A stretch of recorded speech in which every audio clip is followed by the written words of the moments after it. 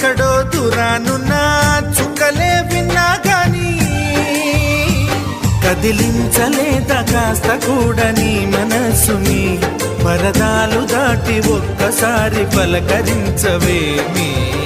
అందరినీ ఇలా వెంటపడి అడగాల